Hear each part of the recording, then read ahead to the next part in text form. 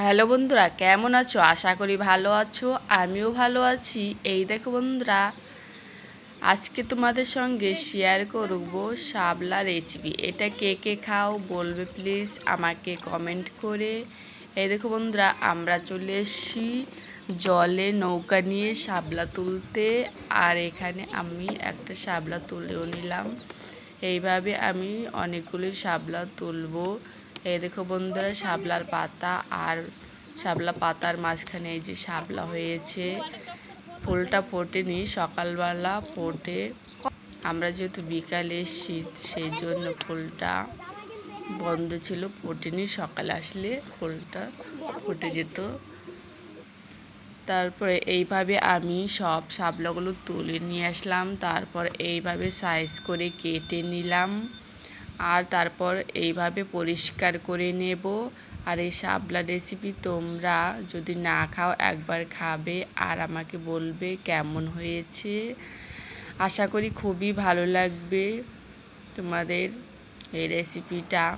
তারপর দেখো বন্ধুরা, এই সবগুলো এইভাবে পরিষ্কার করে কেটে নিয়ে ধুয়ে লবণ মাখিয়ে কিছুক্ষণের জন্য রেখে দেব, যাতে শাপলার জলটা বেরিয়ে যায়। আর এই এখনই লবণ দিলাম, আর আমি রান্নার সময় লবণ দেব না। এই অল্প লবণ দিলে এটা হয়ে যায়। তারপর কিছুক্ষণ 10 মিনিট বাদে ফিরে আসলাম। তারপর দেখুন বন্ধুরা, কত জল বেরোচ্ছে শাপলা থেকে। এই শাপলাটা আমি ভালো করে চিপিয়ে জলগুলো ফেলে দেব। দেখুন বন্ধুরা, কত জল বেরিয়েছে।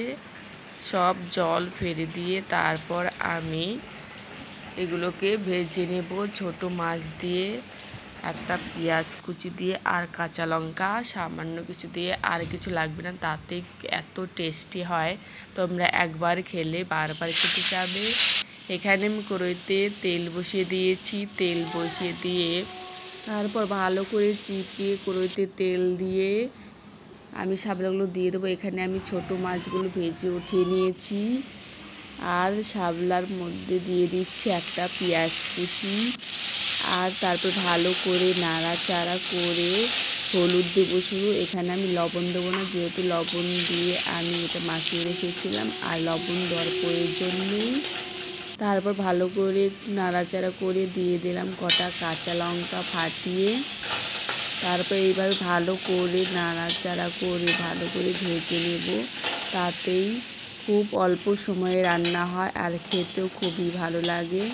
তোমরা এইগুলো দিয়েই এক থাল ভাত খেয়ে নিতে পারবে, এত টেস্টি লাগে। তোমরা যদি না খাও একবার খেয়ে বলবে আমাকে যে কেমন লাগলো এই শাপলার রেসিপিটা। আশা করি খুবই ভালো লাগবে। দেখুন বন্ধুরা, প্রায় আমার এটা ভাজা হয়ে আসছে। একটু লাল লাল করে এটা ভেজে নেব। একটু ভেজে তারপর ছোট মাছগুলো দিয়ে দিলাম। ছোট মাছগুলো দিয়ে আবারও কিছুক্ষণ নাড়াচাড়া করে এটাকে উঠিয়ে নেব। দেখুন বন্ধুরা, আমার এটা রেডি। তারপর এখন আমি এটাকে বাটিতে উঠিয়ে নিচ্ছি।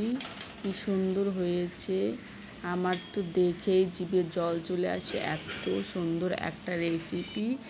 এই এক পদ দিয়েই এক থাল ভাত খেয়ে নিতে পারবে। ভিডিওটা কেমন লাগলো বলবে প্লিজ কমেন্ট করে।